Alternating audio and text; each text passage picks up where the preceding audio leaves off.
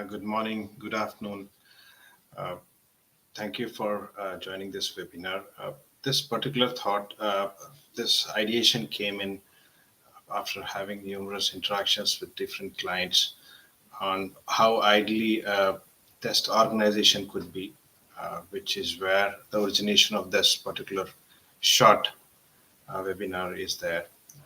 Myself, Kartik Chintalapaty, I have been into this business of consulting human resource and solutions for the past 20 years. Interestingly, yes, I'll say this experience works out well in, in building up a thought process and interacting with the business leaders. But in the changing times with the technology, I believe we have to be two steps ahead of the game, which is where a very critical part comes in as the readiness of the organization. I work for Silotech as a Vice President Enterprise Solutions, which is again into business consulting and services. Coming back to this one, I have a short presentation I'll put in place. Let's keep it interactive as and when you have anything with you. I believe you can see my screen. I'll just let me share this thing. So, the interesting part about the ideation, about setting up an organization which is focusing uh, on test automation or automation of the testing is QA is not a important part. Is that the cultural or the structural shift that the organization has to bring in, that it's not the last mile, rather it has to be from the beginning itself, because quality is what you have assured to your customers, and quality, the thought of quality has to come in from top down from the management. uh, this is very essential part of the understanding, because this brings in a lot of discipline with the changing landscape where we are moving into cloud. We are talking about AI. We are talking about various applications, and we're talking about insurgence of information being predictive and modeling and all. It's important that our mindset also has to change. You cannot be remain. Every second day I see organizations filing for the bankruptcy because they are not try getting out of the mold. They are restricting themselves to the thought process which they have been taking going through.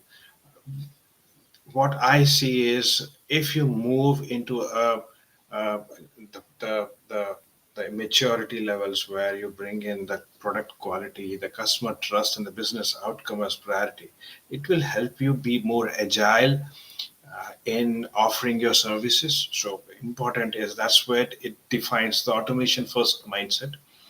Automation is focusing on what is redundant, what is mundane, where there is no scope of error, or where it can be more value addition.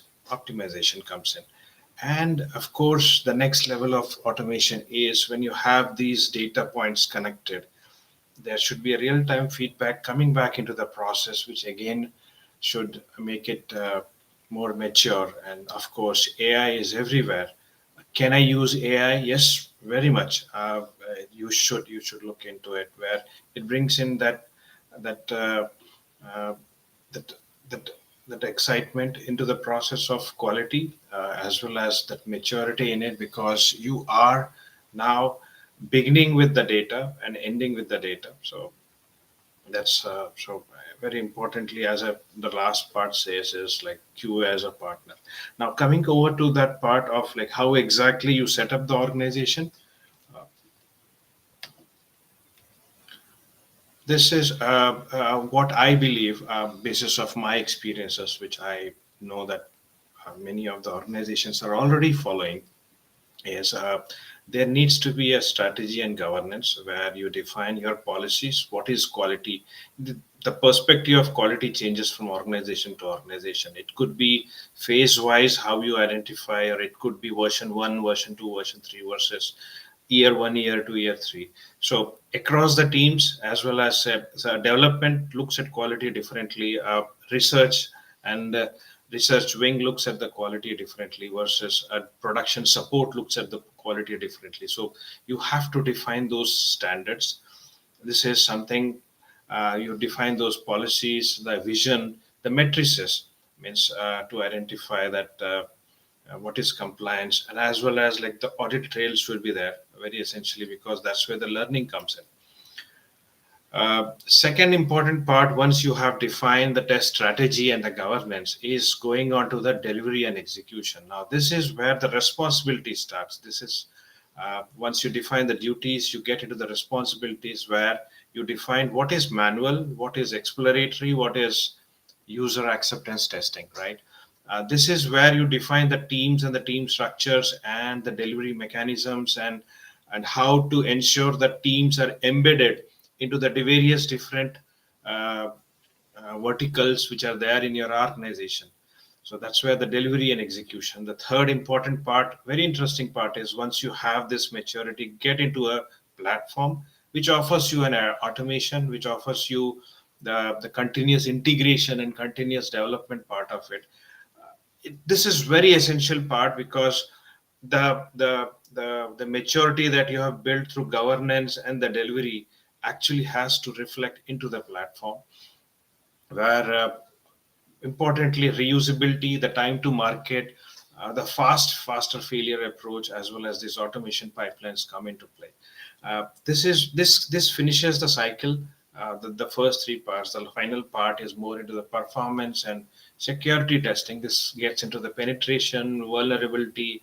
This is total different thought process from how exactly this ecosystem of first three bricks that we have defined here are behaving in regards to the other stakeholders. So it can be as a part of security scans, resilient testings. And what I say, you look into this part, this is a horizontal functional units when you define it. I'll get into this. What exactly does it mean by the vertical part? A little more details into it. The structure of it, like say the test governance lead or the manager has to be defined, which is again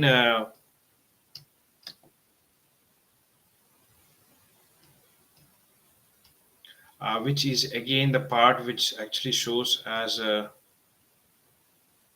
which is again the part is that like he should have, when you're defining this as a horizontal, the governance lead, because you're dealing with the data over here, the QA vision and the roadmap should be clear what exactly, because there will be conflicts between the QA and the development, QA and the research, because QA is something putting a tab on the whole process. So you need to define the QA vision and roadmap, ensure your alignment with the business goals, and of course, now very important part is where exactly the AI/ML switches in, which is very important. Uh, of course, the manager needs to have a leadership skills. It's not a single person activity versus need to have a lot of expertise. Alongside the manager or the governance lead, there are multiple roles that can come in basis of the scale at which you want to adapt this particular platform or this automation. So there needs to you need to have a QA architect, which is a team lead who will work on the technical side of it, both on the strategy as well as on the framework. There needs to be a set of a QA analysts and the QA engineers who can be on the test automation front. Then, of course, on the performance, if you are into the performance testing, there needs to be a performance engineer, security testing, and the data and ETL testing. Of all these, I suggest is that you need to have in-house the test governance lead or the manager, which is a very critical role on date for every organization to have one. I'll say if you can hire a QA architect internally, I'll say this combination will give you a lot of confidence on the maturity into the model in which you are establishing the manager and the QA architect. Rest all roles can be outsourced, can be looked into basis of the tool that you are adapting, the framework that you are considering, or the requirement that you have, because sometimes there could be continuous throughout the year requirement versus ad hoc need basis requirements as well. Uh, that's about the team roles responsibilities. The next part, a very essential part, is like what exactly these teams should do and how exactly. This is not an independent vertical, rather these set of QA analysts, manual and automation, have to become part of your agile squad. Means the different teams that are there with you, and every team has to own their own set of unit tests, unit integrations, and end-to-end tests. They need to have these tests. They need to have these responsible people. The QA lead can be specific to a project or can be specific to a vertical or the organization level, but you need to have that. Very importantly, there are two kinds of development that we understand from our side. One is a test-driven development where you define what exactly is the change, you define the test scenarios, and then you go into the development. That's very closely monitored environment, versus there is something which is emphasizes more on the system behavior, which is a behavior driven development, which is you define the design, you develop it, and then you go into the testing. So there are TDD and BDD models are there, and that's where it is.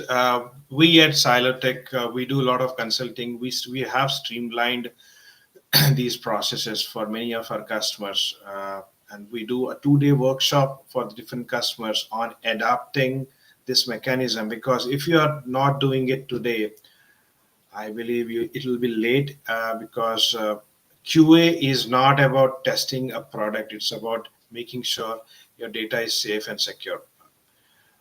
Thank you for attending this webinar. I hope it has given you a lot of insights on how to set up a, a test environment, or how to set up an organization, the structure of the organization when you are quality specific and you are sensitive to it. Thank you.